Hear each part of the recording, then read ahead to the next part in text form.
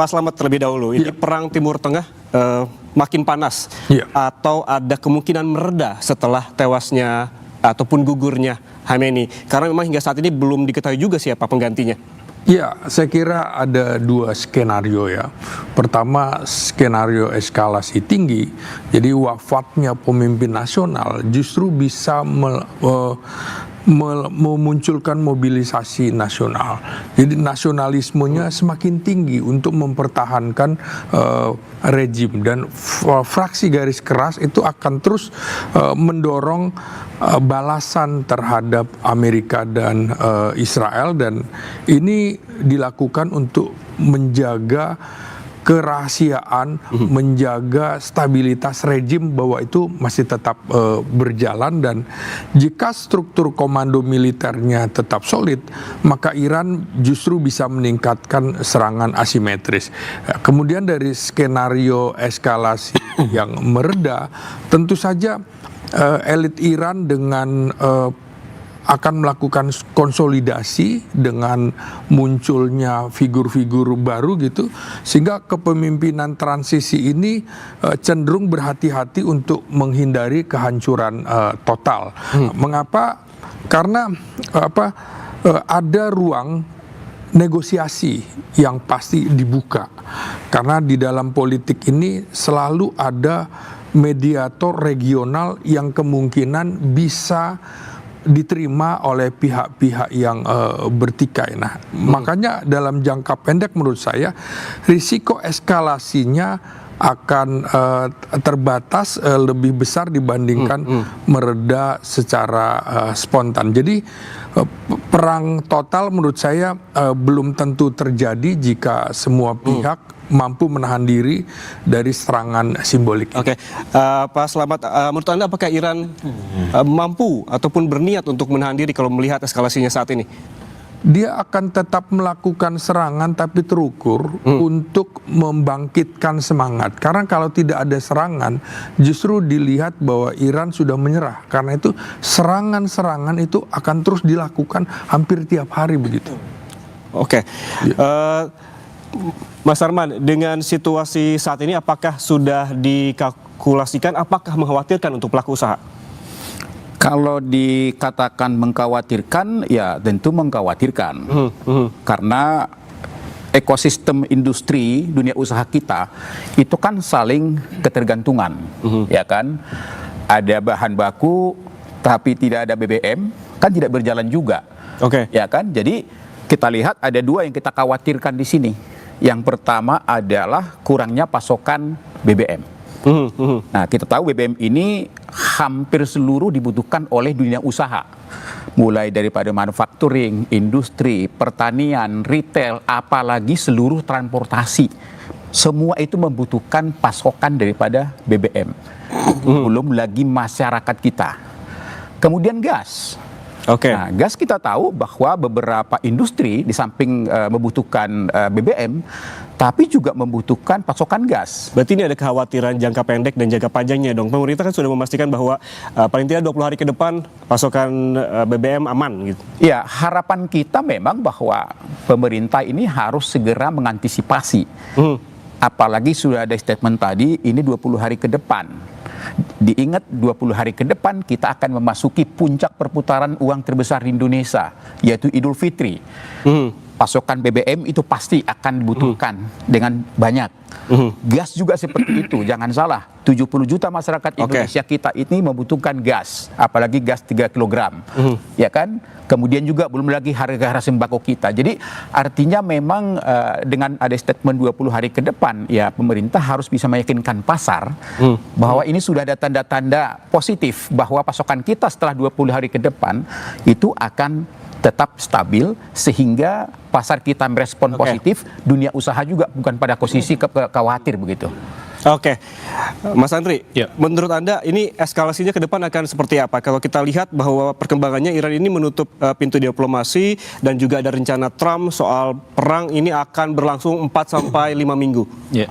Pertama, tidak ada yang mengetahui apa yang ada di isi kepala Trump. Oke. Jadi, menebak-nebak itu adalah hal yang menurut saya bisa jadi sia-sia begitu. Ya. Yang perlu kita lakukan itu adalah bersiap dengan kondisi apapun begitu ya.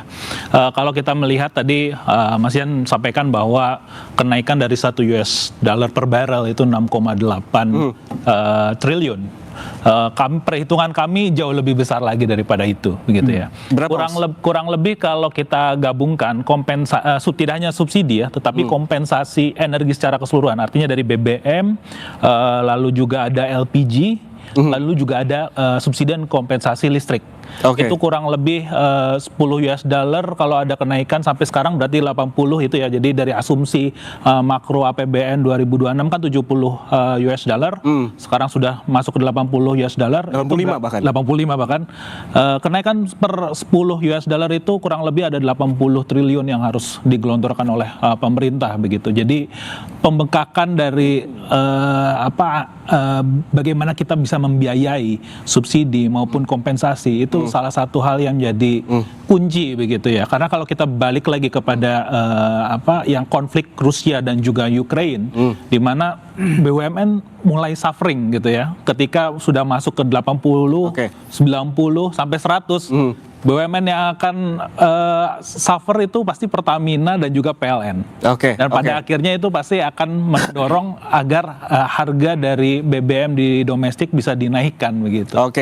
Mas Febri, hitung-hitungannya seperti itu. Ini ada potensi pembengkakan bahkan sampai 80 triliun. Ini berangkas kita cukup nggak? Cukup. APBN aman. Jadi kalau kita lihat APBN itu kan tidak berdiri sendiri ya, itu adalah bagian dari perekonomian, sehingga kita melihat untuk perkembangan perekonomian dalam paling tidak 2 bulan terakhir, lalu kita akan melihat beberapa bulan ke depan, kita punya beberapa episode untuk bercermin. Pertama yang paling dekat tahun lalu itu sekitar bulan Mei Juni, itu kan juga konflik di Iran. Dengan Israel waktu itu kondisinya kita sudah bisa pakai untuk bercermin juga. Lalu yang tidak bisa kita lupakan yang besar sekali adalah tahun 2022 waktu perang Ukraine, itu harga minyak tinggi sekali. Nah, yang sering kita selalu siapkan dari pemerintah adalah pertama tadi yang disebut oleh Pak Semanjorang, bahwa kondisi ekonomi di masyarakat harus terjaga. Jadi kalau supply dari BBM dipastikan terjaga. Makanya tadi dengan Dewan Energi Nasional tadi langsung gerak cepat, itu adalah langkah yang harus dilakukan oleh pemerintah. Jadi memastikan supply, apalagi menuju Lebaran sebentar lagi. Kita melihat untuk supply barang untuk Lebaran, pangan terutama, ini terjaga. Waktu 2022 ceritanya sangat berbeda. 2022 ada masalah supply dari CPO, bahkan sempat jadi masalah. Supply dari beras juga jadi masalah. Waktu itu kita masih net importir beras. Dan waktu itu kita belum ada yang 3 juta, 4 juta ton di Bulog. Jadi konsep untuk kita menjaga ketahanan ekonomi ini memang benar harus kita lakukan. Jadi dengan Pak Presiden memberikan arahan yang sangat kuat tentang ketahanan, ini sudah mulai kelihatan hasilnya dalam 1 tahun terakhir. Jadi kalau kita dihadapkan pada kondisi yang gejolak seperti ini, disinilah letaknya peran dari lumbung itu tadi. Jadi beras kita sudah ada 3 juta, 4 juta, suplai akan terjaga.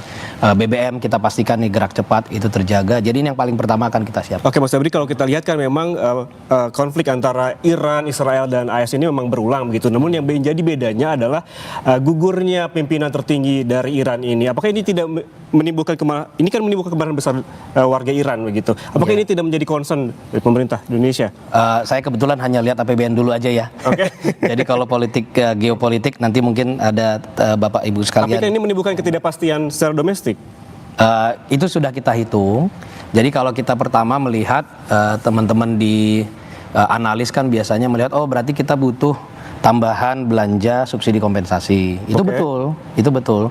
Tetapi yang juga sering miss dari analisisnya teman-teman adalah ketika harga komoditas minyak naik, itu biasanya juga harga batubara naik. Harga CPO juga naik. Jadi yang paling dekat kita bercermin itu yang tahun lalu, itu juga selalu beriringan. Lalu tahun 2022 juga sama.